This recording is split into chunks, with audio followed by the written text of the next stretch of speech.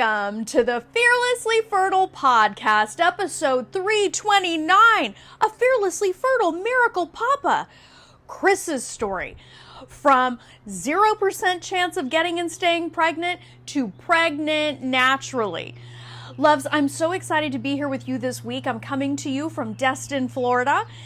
And this week we are sharing an incredible story of triumph. Now, you know Erica from the Fearlessly Fertile podcast, but today you are going to get to know Chris, her hubby. And Chris was just such an incredible man to interview because this happens so often. We start off with men that are a little skeptical about this coaching thing, but they come around when they see the result. So you're going to hear how Chris was approaching the fertility journey that he and his wife Erica had, because Erica had stage 4 endometriosis, an autoimmune condition. She had repeated surgeries. She was going from clinic to clinic, and at times things looked impossible. I mean, think about what it means and what it can feel like, and ultimately what it does to your mindset when you're being told you have 0% chance of getting pregnant. Well, as we know from Erica's podcast, not only did they prove the naysayers wrong, they did it naturally. But what Chris brings to this conversation is really a story of transformation and what it meant to him to support his wife in this process, and how her change in mindset really impacted him and got him on board. And today they are holding their precious baby boy. So I hope you enjoy this next installment of the Miracle Papa series as I chat with the amazing Big Daddy Chris. Well, Chris, thank you for coming on, sir. And I just almost went crazy when I saw your boy's face. Like, you got to tell us, like, before we get into all the juicy stuff, like, what's it like being a dad now? Yeah, I don't know. I mean, like, it's kind of feels the same. It's just I have to take care of another small human being. Yeah, I mean, it's funny. Everyone that asks me that question, like, obviously, you know our journey and what we went through from having the interview with Erica. But it's funny because, like, everyone's like, oh, how's it having a kid? And there's always this, like, one clip that just comes back to me where I think it was, like, Andy Samberg was doing an interview on, like, Jimmy Fallon. And he was like, and again, I'm not saying this that, like, because I'm like, oh God, being a parent sucks. It doesn't. It's great. But, like, he's like, yeah, when you have a kid and before you're gonna, have the kid, everyone's like, it's wonderful. It's experience. It's amazing. And then you have the kid, and then it's like a week, 2-3 weeks in, you're like, oh my God, I'm so tired. What is going on? They're like, welcome to hell. You joined us. You're like, why didn't you tell me this before? But it's all worth it. Anyone can tell you, Chris. Yeah. Like, I don't think anyone can tell you, like, the full depth of, like, the lows and the highs. It's almost indescribable, right? Yeah. It's like something you have to experience. I wanted to thank you for coming on to share, because the whole reason behind us doing this podcast series is to shed some light on a part of the conversation that I think just doesn't happen enough. And that is really looking at the journey from the man's perspective. And I think it's really hard. I think it's super isolating, as isolated and as challenged as women feel. I think that it's as challenging in a different way for men. Yeah. And I just was like, all of my miracle mamas have made such incredible impacts on women all over the world. I said, well, who better than to talk to some of the men that were by their sides? And let's start by, you sharing a little bit about when you guys found yourself on this journey. What were some of the things that were going through your head? I was it took me definitely a longer amount of time to kind of get to the point where Erica did, with basically continuous IVF cycles, things like that. I think the reason why it was different was because in our scenario, the issue necessarily wasn't, like, from, I guess it sounds horrible, but, like, from my side, it wasn't like, oh, I have a low sperm count or anything like that. It was like on Erica's side. But in that situation, all you can do is, like, support your wife really much, or your partner. So But, going to the first IVF clinic, I guess, was kind of eye-opening to be like, oh, so this is what happens, and this is how much this costs, and this is what's not covered, and this is what is covered, versus, before when we were just trying, we're like, oh, it didn't happen yet. And then eventually it's like, it's been a while and still nothing is happening. So like, what's going on? So just trying to figure that out and then being there to support it was not difficult in the beginning, but then like after failed attempts and going through it all, that's where it gets difficult. And my wife never lost hope. I think I definitely did on the journey, where I got to the point where I was like, if I have a kid, I have a kid. If I don't have a kid, I'm okay with it. But then once she got pregnant, I was like, I was just fooling myself. I wanted a kid. Like I was just trying to keep myself like in line to be like, it's okay if we don't have kids. We'll retire early, and that's the case. But Erica was never like that. She's like, no, we are having a fucking kid. Like it is gonna happen. Chris, I really appreciate you bringing up that really salient point here, because I think a lot of women get frustrated because their men will tell them, well, it's not a big deal. I'm okay if we don't have a kid. Like, and I think women misinterpret that as being dispassionate. But what you're really talking about is a protection mechanism that you were using within yourself, that, later on, like when the baby's born, you're like, I'm just fooling myself. Like, I really Yeah. want this. I mean, yeah, it was more or less like trying me to tell her like it will be okay. Like whether we do or don't, we're still gonna function, we're still gonna go on with life. Like, yes, we'll be maybe the cool aunt, uncles, or whatever. But I mean, like realistically, whenever we saw like, her cousin's kids or my friend's kids or whatever, after that, I was like, it would be really nice if we had a kid. Like it would be super fun. But then I would be, oh yeah. But then we can go do whatever we want. We don't have to worry about things. But deep down, I knew I wanted a kid. So when it definitely happened, I was like, wow, like those 9 months leading up to it were so great. And then it's great now. It's just a different great. Like I can't wait till he's like freaking 2 years old, and I'm like taking him to the aquarium or to the park and like running around with him and stuff like that. So Oh man. Well, so what was it like for you? Because, Erica shared her story and like things were looking grim, bro. It was all these surgeries and all these doctors saying it's never going to happen. And then the seemingly impossible ultimately happened. But what was it like for you to really like, because there had to have been some low points, especially when you're sitting in clinic number 2 or 3 and they're giving you these dismal prospects. Like what was going through your head?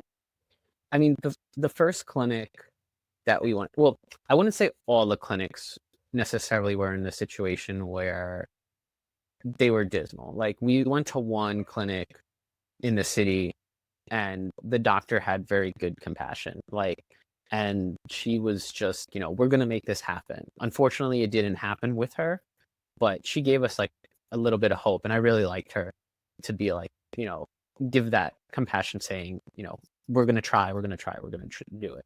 Fortunately, that was one of the doctors where Erica had like chocolate cysts, nothing happened, and it was one of the like most devastating moments because we thought something was gonna happen there. Other places were more or less like, I want to say you're not like a number per se, but you kind of are. It's like you're in there, they do their thing. If you don't have like a successful temp after like 2, maybe 3 times, it's like, okay, well, yeah, we could try IUI, or maybe you should think about adoption or something like that. And it's dependent again upon the clinic, but like some are more compassionate, some are not. But I would say like personally, like I mean, after I can't remember how many you went to. I think Erica said like 4 or 5 or something like that. But like after like the third one, that's where I was just like, how is this really going to happen? Like, and how much money are we spending? That's just so crazy. But at the same time, deep down, you really want to have a kid, and it just happened that we just did it naturally. So it was like, you know, you, and then it's like kind of like, nothing against the clinics, but it's like, see, look, it happened. So, whatever you say or whatever studies are out there based off of, you know, whatever woman has, man has, whoever has, it can happen. Yeah. Yeah. Well, here she is doing all these things. And then she tells you she wants to work with this slightly foul-mouthed former prosecutor. I mean, what was going through your head about that? Because I think you were either on that conversation or near that conversation. Yeah, I mean, honestly, I was like, you're crazy. But that's just my personality, right? I was like, you know, again, and for people going through it, like from the perspective of the husband or partner who doesn't have the issue but is dealing with the person who has the issue and trying to support the person who has the issue, and then money comes into play, it is a big, big, stressful like hurdle that you have to get over.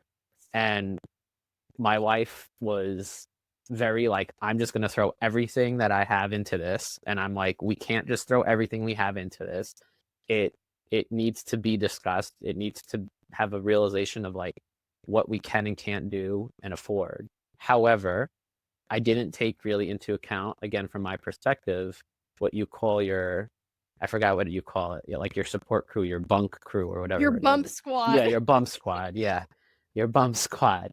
And it's true, you know, like I was wrong in this scenario. Like she needed to join this and she needed to do her acupuncture and she needed her group, her bump squad, as you say, to like get that mindset to be like, I'm going to have a kid. And at the same time, I needed to get into that mindset too. And it just took me much longer to get there. But eventually, I guess I did. Well, clearly, dude. I mean, I have a kid now, so. I actually think it takes a lot of courage to say what you said, Chris, because a lot of men who are not taking into account like what's actually happening, it can really seem like a dollar and cents type of thing.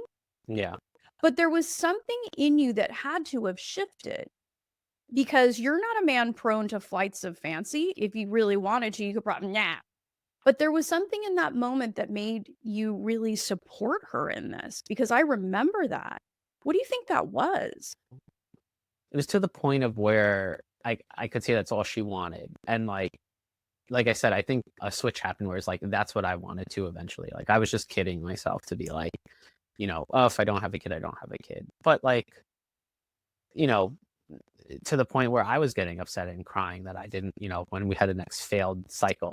And it was almost like to the point where, you know, you just don't want to have another failed cycle. And every time I was scared to go into another IVF clinic or another situation where it was going to fail. And then I would be like disappointed again. And then I'd be like, oh, we just, you know, we did it again. We spent money on this. It didn't happen. It didn't happen. And then, you know, Erica's like, you need to get out of your, she always said, you get out of your negative cloud. Like, get out of your negative cloud. You need to think positive. And it's hard to get me out of my negative cloud. I will say that. But I don't know. And then we just kind of went on vacation and I was like, oh, and you know what? And Erica was like, she basically was like, okay, you know what? She's like, if it's going to happen, it's going to happen. And I was like, yes, perfect. I was like, that's the way I'm going to think about it too. Like, we can't stress over it. If it's going to happen, it's going to happen. You said it's going to happen. You know, we're just going to, you know, make it happen. And then we were like going on my 40th birthday and I was like, let's just go on vacation. It's like, we got to go on vacation. We need to relax. We need to like get out of this like day to day thing. You know, I love my dog, but get away from my dog. He causes me stress too. And just go on vacation. And, you know, she started doing, you know, better with eating and dieting. That was part of her bum squad. You know, she had a nutritionist person that was helping her. She did bar exercising too. Myself was just more positive thinking in that aspect. And it happened. Naturally, Chris. Yeah. I remember because she sent me a text message and I'm like, what? You know, because after all of the things you guys heard, I mean, the idea of a natural conception could have been totally not even possible. Yeah. I mean, and I know, like, you know, when she spoke to you last, like, my wife is more religious than me. I'm not that religious, but like, I still go with her to church and whatnot because I support her in that aspect. And whatever I believe, I believe. But it was like more or less like, you know, she she was saying, like, when we were in Florida, she did, she went to church, and she basically, like, joking, like, gave herself and be like, if it's gonna happen, it's gonna happen. And we're both Disney people, and I went to Disney, and I was like, hey, if it's gonna happen, it's Disney. So she's always like, oh, it's a miracle baby, and I'm like, it is a miracle baby, but it's also a Disney baby. I think that's awesome. Well, so what are some of the things that, like, because your wife changed very quickly, Mhm. like her thinking and the way that she was approaching this, did that have an impact on you? When she started just kind of not pressuring herself, and, like, just being very, I don't know, laissez-faire, like, we're just gonna go with it. That's when I think I was more tuned in to being like, yeah, let's just do that. Because prior to that, with just, she, and she stopped going to the IVF clinics. That was the other thing too. We stopped. She was like, I'm going to take a break. And I think it was like about a year, I think, that she took a break. And between that time of taking a break and focusing on her mental health and focusing on her diet and focusing myself on, like, being less stressed in that situation because of going to the clinics and things like that. I think that's when I kind of got over that hurdle and was little, bit like, yeah, I want to have this kid, and we're gonna do it. The other thing also is, like, what I don't know if people realize is, like, the time scheduling on, like, trying naturally is, it ruins things. It ruins intimacy. It ruins, like, it does. It's like you're on a time schedule of, like, going to work, and you're like, we got to do this now because I'm ovulating. Like, and it was more or less like, hey, let's just relax, go with life, chill out, and see where it goes. And I guess, yeah, it worked. Well, can you believe though that the transformation that Erica saw from the woman who was clinic hopping, all of this crazy stuff that was happening in your life, to a woman who's like, it's going to happen and we're going to mellow out. Like, I mean, that's like a head transplant. Yeah, yeah, yeah, it is. It is. And I mean, like, she had to go through some medical procedures too. Like, she had Right. stage 4 endometriosis. So that was something that she had to do. I mean, she didn't have to, but that helped. But, like, after that, when it still wasn't happening, that's to the point where it's like, what do we do? And it was just like, let's release and let it go. I think it's just crazy when you think about that story and how with all of the different diagnoses she had, and like an autoimmune condition too, Yeah. all of that, to this idea that IVF was going to be the only way that this was going to happen, to you guys conceiving naturally. I mean, that's like a world apart. Yeah. Who I would have mean, predicted that? yeah. And that kind of just shows you. And again, nothing against IVF clinics. They're great. No. It works for people, and it's amazing. But when you're giving statistically odds of being, like, less than 0% from most of these IVF clinics, and they're like, you don't have a chance of having a baby naturally, and then you do, it's just like, well, you're wrong. So Well, I guess it'll certainly, I mean, what an incredible lesson to learn. Because now, if you guys ever hear things like that, you're gonna be like, "Oh, we called it a miracle baby. We can handle this, right?" I yeah. mean, everything else, Chris, is kind of a piece of cake after this. Yeah. Yeah. Well, Wow. almost. He has given us, like, stressors, but it's just raising him now. Yeah. Well, and how old is he now? He's gonna be 4 months in, like, 3 days. Oh my gosh. I mean, Yeah. like, and when you think about this, because your story was, not exactly the same, but we had similar endings where after my husband and I were in treatment for all of these years, we ended up getting pregnant naturally. Yeah. With all of that good that comes in your life, you're not even thinking about how much you spent. Like, you're like, No, "Whatever, dude." Like, I don't even remember. I'm like, do you I even don't know. care? No, I don't even remember, honestly, how many times I went to the IVF clinic. At this point, you have the kid, and you're just like, whatever. Yeah. Yeah. Yeah. It doesn't matter anymore, which is also kind of the point too. It's like, for me, again, for on the other side, again, with the person not having the issue, but going through it with the person who has the issue, once you have your child, you're like, "Oh, that was stupid to talk, like, to think about that way." Yeah. Like, yeah. Well, I think you're raising another very interesting and astute point here, is because we are very programmed to go into dollars and cents, Yeah. but we're talking about a human being. Yeah. Actually two human beings, right? Yeah. Your wife who wants this, and you did, I mean, really Yeah. badly. You just admitted it at different times, Yeah. but you're also putting a price tag on your child. Yeah. Like, now Basically, we yeah. can see that's crazy. Yeah. Yeah. I mean, like, you don't want to go financially broke, obviously, but like at the same time, to think about it that way is kind of silly once you have your child. Yeah. So, I mean, your Yeah. child's going to cost more than probably IVF anyway. So, Long term, yeah, in long term, I think the Big Daddy average now Chris is like over 300,000, whatever, until he's 18. So, whatever. it's gonna be worth every dime, Big Daddy Chris. Yeah. What would you say to the women and of course their men that are listening to this and maybe they find themselves in this similar situation where there's a little bit of angst sort of going back and forth and hearing all these terrible statistics and all these, dollar figures and all of this other stuff. I mean, as a man who is on the other side of this, who could impart wisdom to people in it, what would you say?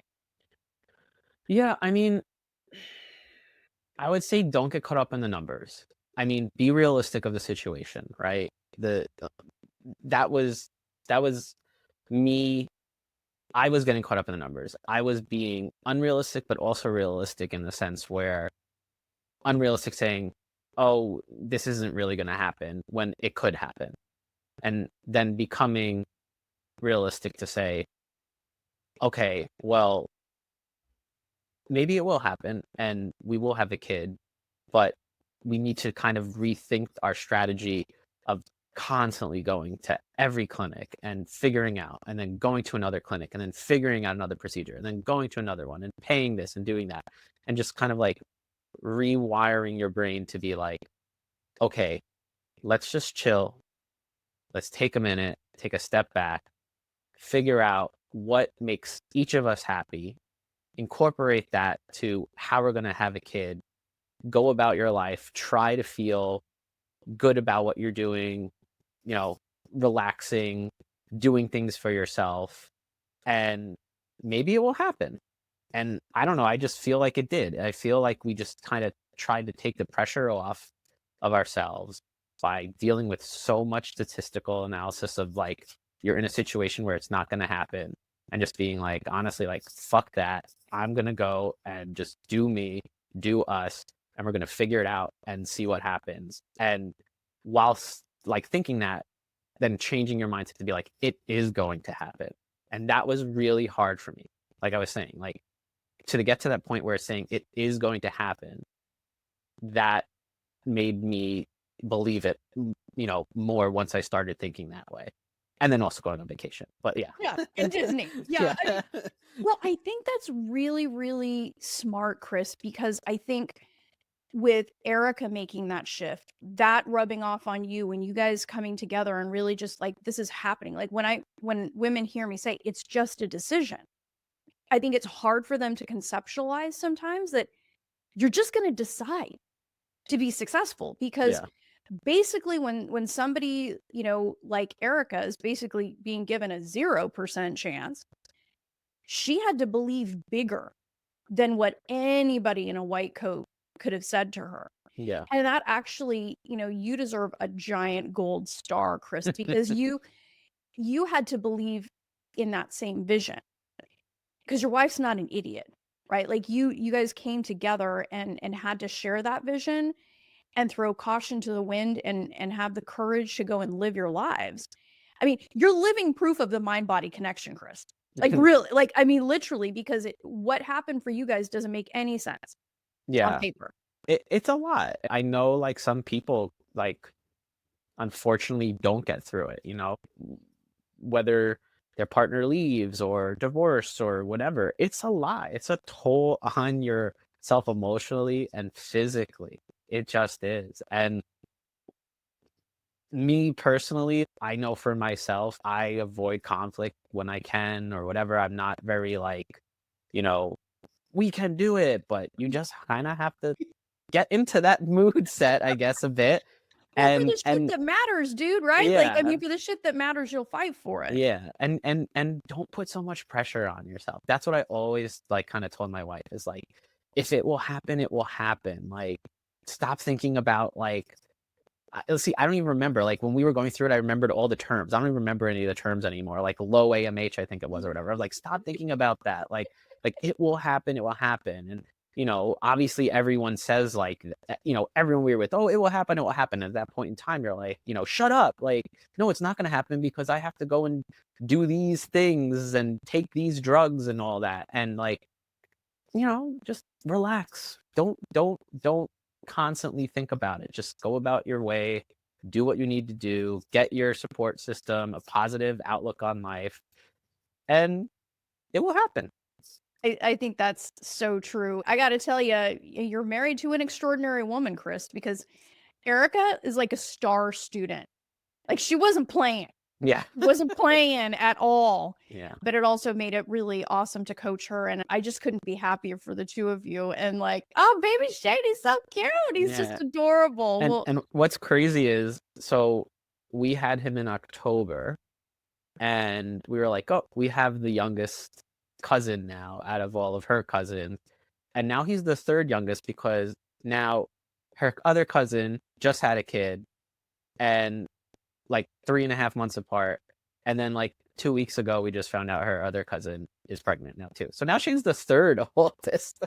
So you guys started a baby boom. Pretty much. Like we are starting the next generation of this family, I guess. Well, thank you so much, Chris. Thank you for being so generous and so big-hearted in sharing the truth about what your experience was. And I think this is going to help so many people. And I'm just so delighted to see you and your beautiful family just thriving. So thank you for that. Yeah. And yeah, just stick it out, folks. That's all I got to say. Like, yeah, don't put too much pressure on yourself and just like go with the flow. Awesome. Well, thank you, sir. Yeah, no problem. Loves, wasn't my conversation with Chris absolutely fantastic? Oh, it's so inspiring to think that they're holding their baby boy today because his wife, Erica, had the courage to change the way that she thinks so that she can align her mind and body. Because when your mind and body are aligned, you make statistics, your prior diagnosis, your past IVF failures or failure at anything else that you're doing fucking relevant, okay? You make it irrelevant.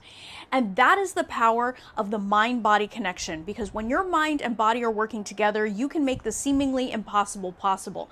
So if you want me to teach you what I taught Chris's wife, Erica, and you are a high-achieving woman ready to blow right past the limits of fertility medicine, go to my website, www.frommaybe2baby.com, and apply for an interview there.